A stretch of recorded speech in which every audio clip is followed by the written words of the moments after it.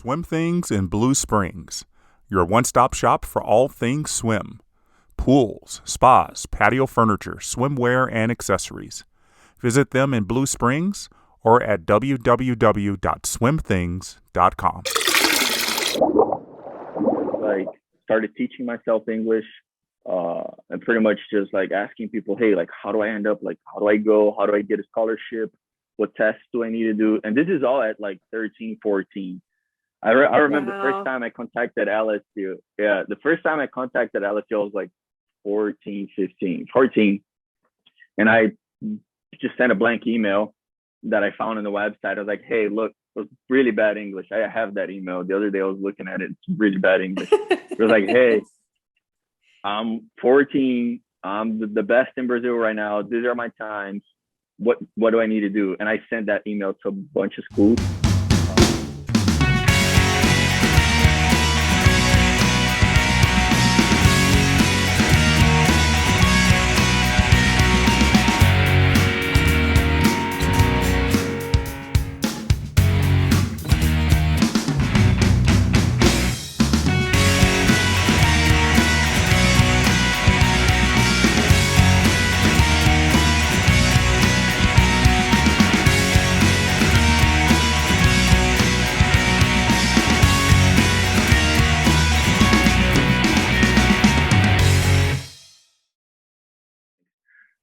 So a lot of club teams in Brazil, they actually do this. They recruit kids from small towns and like people from other cities that maybe wouldn't have that didn't live in that city. So for example, São Paulo is our biggest city here, 20 million people. They have 5 or 6 major club teams that, like from all levels, like all the guys all the way up to the Olympians. And so they usually start recruiting kids.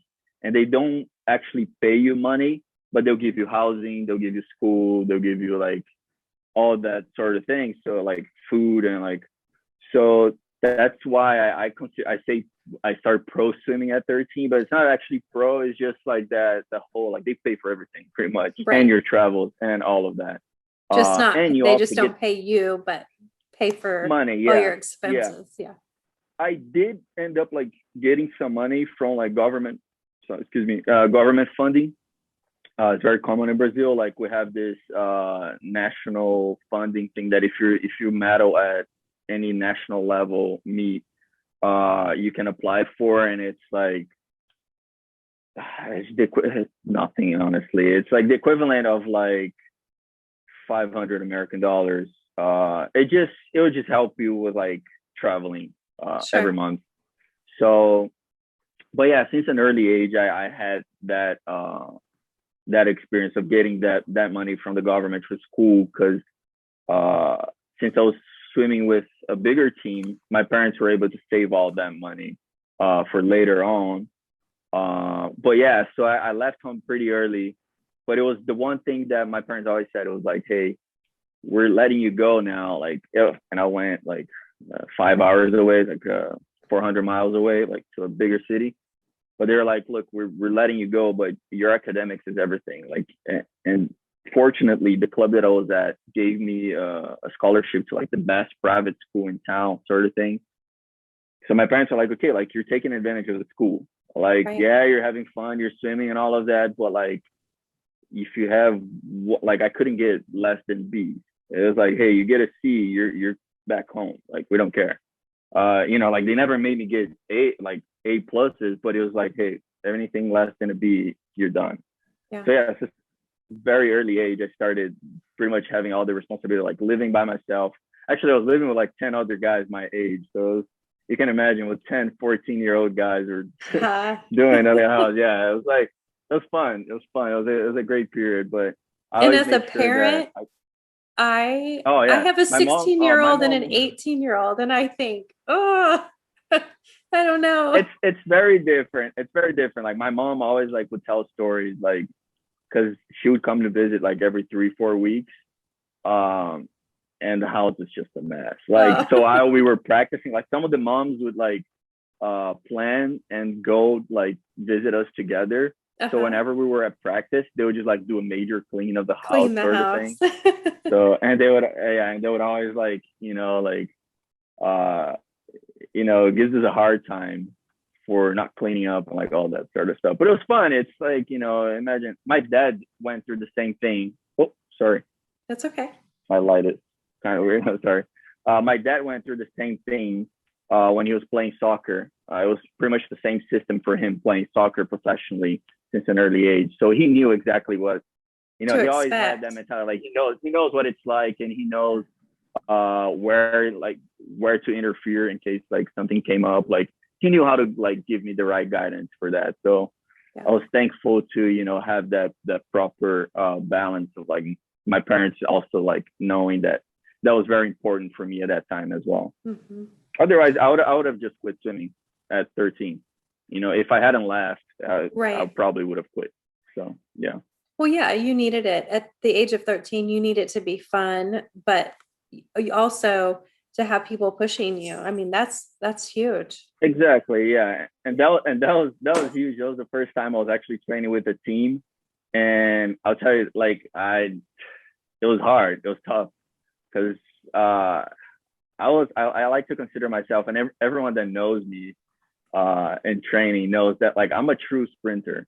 So I was never the guy who was like to do a lot of yardage or like to do those tough sets that involved more than 25 sprint from the block.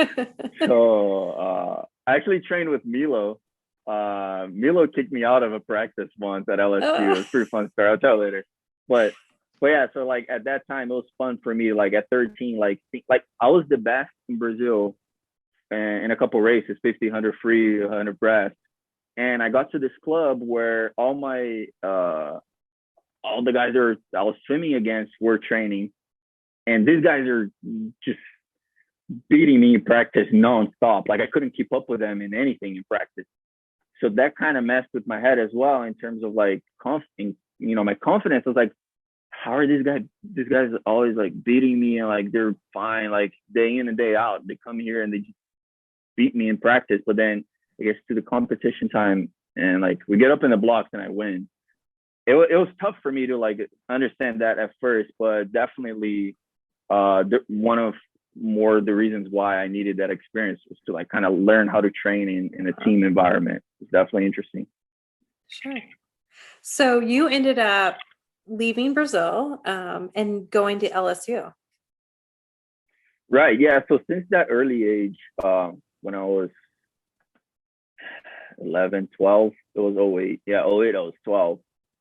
Cesar Cielo won the first Olympic gold for Brazil in a 50 meters freestyle in Beijing.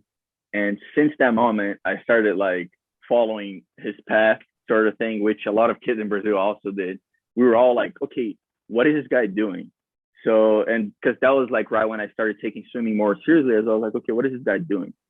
And we found out like, okay, Cesar trains at Auburn. He studies in the US, like he's doing this, he's doing that. And I was like, okay, I want to do what he's doing. He's the best swimmer in Brazil. Like we all, of course, want to, and I swim his races as well, 1500 free. So I was like, okay, I want to do what this guy's doing. Started figuring out things. Started like contacting people that I knew, my older friends, like, cause I had some friends that are also like, studying in the US, and pretty much just like started teaching myself English, and pretty much just like asking people, hey, like, how do I end up? Like, how do I go? How do I get a scholarship? What tests do I need to do? And this is all at like 13, 14. I remember the first time I contacted LSU. Yeah, the first time I contacted LSU, I was like 14. And I just sent a blank email that I found on the website. I was like, hey, look, it was really bad English. I have that email. The other day I was looking at it. It's really bad English. It was like, hey, I'm 14. I'm the best in Brazil right now. These are my times. What do I need to do? And I sent that email to a bunch of schools, schools that I kind of knew that had good programs and like I wanted to maybe take part of.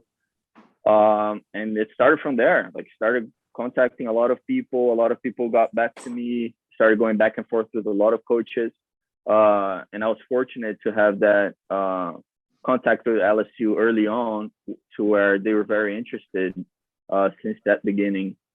It's a really funny story as well, because my coach at LSU, he was a GA there at the time, Steve Meller. Okay. I think when I first messaged LSU, he was a GA there, and then he left for 3 or 4 years. And then by my sophomore year, he was hired back. And like, that was one of the first things. He was like, dude, I remember when you contacted LSU like 4 years ago. I just couldn't answer you back right away because of NCAA rules, which I had no idea of. But Steve was like, I remember when you messaged us, we were all debating if we should, because it was good times. So like, we debated if we should reply to your email sort of thing. But I was very fortunate to, keep that relationship with LSU going until when I finished the high school and ended up going there. That's incredible. Just to think about your journey from 13 and then making your way to LSU I'm sure your dad's professional experience and that whole experience in Brazil for him probably definitely helped your situation. And you learned a lot from just talking to him about his experience too. But just the confidence that you had at 13 and 14 to just send LSU an email and all these different colleges to get to where you wanted to be. Right. Yeah. The main thing it was always like when I was, and going back to the Cesar Cielo's history, it was like, I saw that on TV and started research. And at some point I told my mom, I was like, look, I'm going to go. And I knew like we would never have the opportunity of paying for college in the US. College is super expensive here, imagine in the US. So my parents were like, they kind of laughed at me at first, my mom mainly. I was like, hey, mom, I'm going to go to the US. I'm going to get a scholarship. This is when I was 14, 15. Okay, I'm going to go to the US for college. I'm going to swim there and they're going to pay for everything. And she was like, sure. And my dad, I knew that my dad never doubted me because my dad knew what was going on. My dad was like, yeah, no, this is possible. But my mom was like, okay, sure, son. Like, yeah. And I was like, no, I'm serious. Like, you'll see. I'll figure it out. Yeah. Even if I had to like, and I started contacting people. And even if I had to go, it was, at the time, it was a little easier for me to get a full ride scholarship at, some D2s, even some NAIA schools. But my goal was, my main goal was Auburn. I wanted to do what Cesar was doing. Mm-hmm. And there's like, after him, there was a couple other guys that followed him, like Marcelo Chiragini, Arthur Mendes, some other guys from Brazil that were training there. So I was like, no, we have the link there. I knew the coaches, my coaches talked to the coaches there, talked to Brett and like all that sort of stuff. But I was like, no, I'll figure it out. And at the time, they couldn't offer me much. So I gave preference to, okay, I can't go to Auburn, but I still want to stay in the SEC. I knew that was very important to me. It was like staying within the SEC, going to a best conference. I didn't just want to go and, I didn't care about being a conference champion at, a super small school where no one's going to notice me. Like, I'd rather be a C finalist in the SEC swimming against the greatest than going to, like a smaller school for a full ride. So thankfully, LSU didn't give me a full ride at first, but my family was, after they saw that, like, okay, like we're going to figure this out. Like my parents were able to, help me out in the beginning with some money. And we thankfully were able to make that work for me to swim D1, in the SEC school, just the way I picture. And honestly, I wouldn't exchange that for anything. You can see the amount of LSU stuff that I have here. It's like LSU to me, it just means so much more than what people think. But yeah.